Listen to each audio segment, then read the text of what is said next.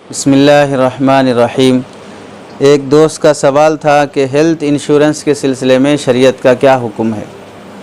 اس سلسلے میں دیکھیے، پہلی بات تو یہ ہے کہ جو عام انسان ہیں، جو کسی کمپنی سے جڑے ہوئے نہیں ہیں، پرائیویٹ کمپنی ہو یا سرکاری کمپنی ہو، جہاں پر قانوناً ان پر یہ پابندی نہیں ہے کہ وہ ہیلتھ انشورنس کرائیں، تو ایسے لوگوں کے لیے ہیلتھ انشورنس کرانا شرعاً درست نہیں ہے۔ اور جو لوگ ایسے ہیں جو کسی کمپنی سے یا کسی بڑے ایسے ملک میں رہتے ہیں جہاں کے ہر باشندے کو ہیلتھ انشورنس کرانا ضروری ہے، وہاں کے ہر امپلائی کو اور ملازم کو ہیلتھ انشورنس کرانا ضروری ہے، اس کے بغیر آپ کی ملازمت نہیں رہے گی، تو ایسی صورت میں مجبوری کی وجہ سے ہیلتھ انشورنس کرانے کی اجازت رہے گی۔ لیکن ہیلتھ انشورنس کرانے کے بعد آپ جتنا پریمیم، جتنا پیسے وہاں پر جمع کیے ہیں ہیلتھ انشورنس کمپنی میں، یا آپ کے سیلری سے جتنا کٹتے گیا ہے ہر سال، جتنا آپ کا پیسہ جمع ہوا یا جتنا آپ کا پیسہ وہاں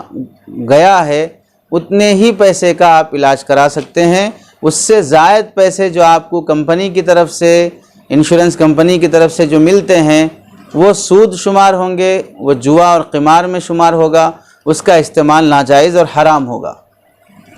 انشورنس کمپنیوں میں اگر آپ کسی کمپنی میں جاب کرتے ہیں، کمپنی کی طرف سے جو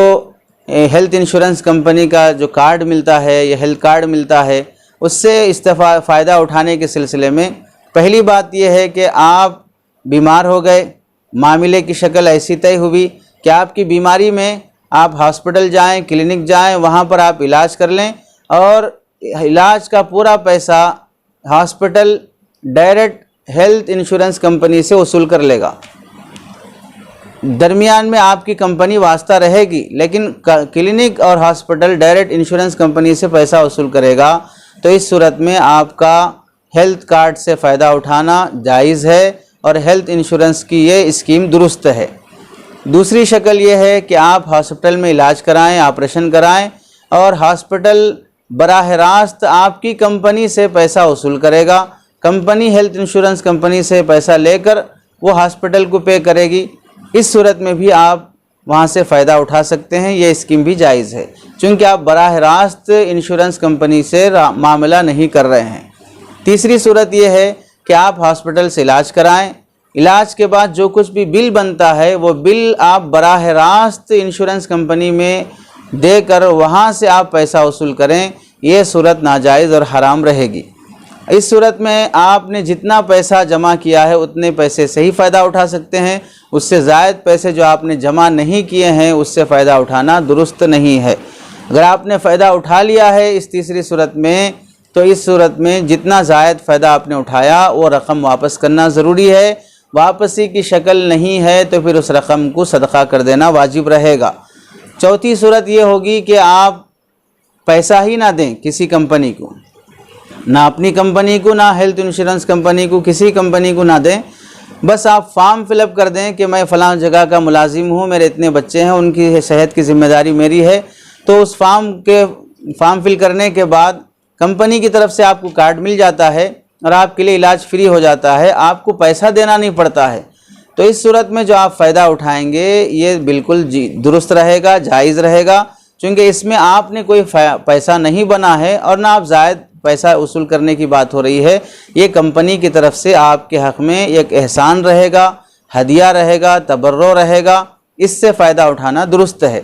عام انسان جو اس طرح کی پابندیوں میں نہیں ہے کہ جہاں پر ضروری ہے ہیلتھ انشورنس کرانا، تو ان کے لیے یہ بات درست نہیں ہے، وہ ہیلتھ انشورنس نہ کرائیں۔ اب اپنی بیماریوں میں پھر علاج اتنے مہنگے ہو چکے ہیں تو پھر کیسا کیا جائے؟ اس کے لیے اپنے فضول فالتو خرچوں کو کم کیا جائے، پیسہ بچت کیا جائے، کمانے سے زیادہ بچانے کی فکر کی جائے، شادیوں کی فضول خرچیوں سے بچا جائے، فضول رسومات سے پیسے بچائے جائیں، وقت برباد کرنے کے بجائے وقت پیسہ کمانے میں لگایا جائے، صرف جاب سرچنگ کی چکر میں رہ کر سالوں زندگی برباد نہ کی جائے۔ اور دوسری شکل یہ ہوتی ہے کہ اجتماعی طور پر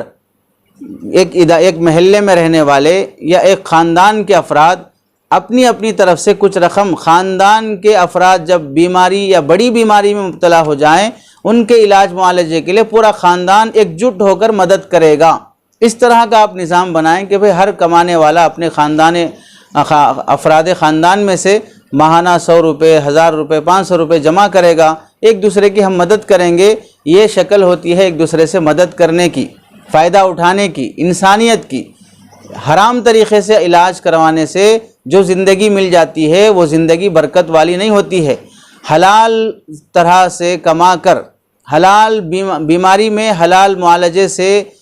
4 دن کی زندگی بھی جی کر مر جانا بہتر ہے، حرام کے علاج سے 10 سال جی کر گناہ میں مبتلا ہونے سے۔ اس لیے انشورنس کمپنی یا ہیلتھ انشورنس سے آدمی کو بچنا چاہیے۔